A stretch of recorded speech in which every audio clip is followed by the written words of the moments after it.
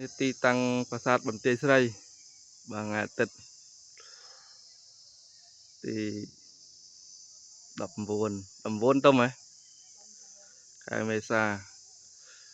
ឃើញសំណង់សត្វបុរាណទ្រុឌទ្រោមមួយចំនួនធំហើយបាក់បែកដួលរលំខ្លះខូចទ្រង់ទ្រាយខ្លះក៏នៅខ្លះរលំអស់ក្នុងទៀតបាទដួលខ្លះគ្នាឯងក៏ចិត្តនឹងរលំដែរហើយដល់នេះខ្លោងទ្វារទី2បាទមាននៅសល់របងបាទ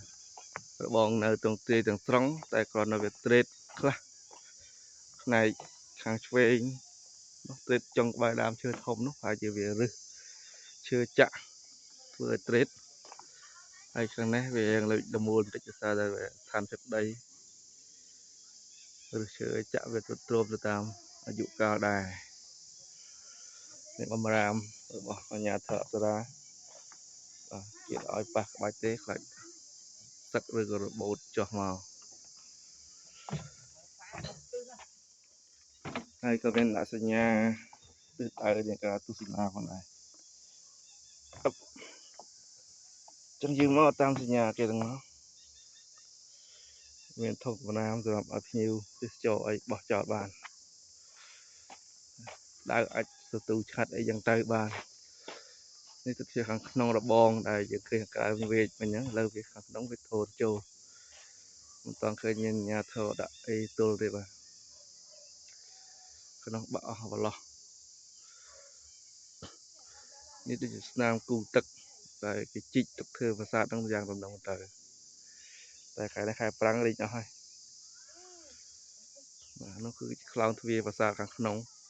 ជាខ្លោងទ្វារទី3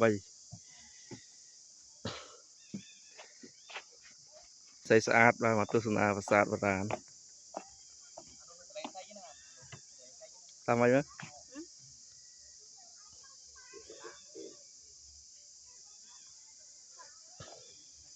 សូមស្វាគមន៍ប្រាសាទបន្ទាយស្រីនេះ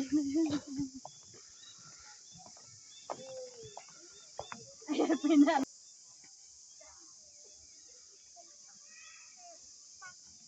នេះខ្លោងទ្វារទី3បាទចូលដល់ប្រាសាទបន្ទាយស្រីធំហើយហើយយើងចុះទៅក្នុងតាមច្រកប្រាសាទគេ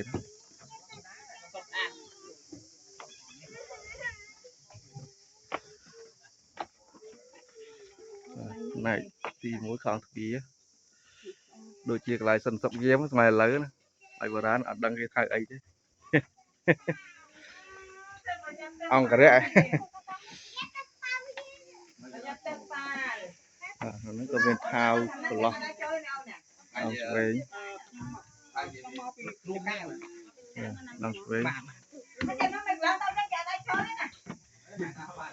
គេដាក់ហាមប៉ះក្បាច់តើអូនចាគេឲ្យយើងយកដៃទៅប៉ះលើក្បាច់នេះផាច់យកសំណាក់គោអីគេនឹងទីយានជំនិះរបស់ព្រះឥសូរ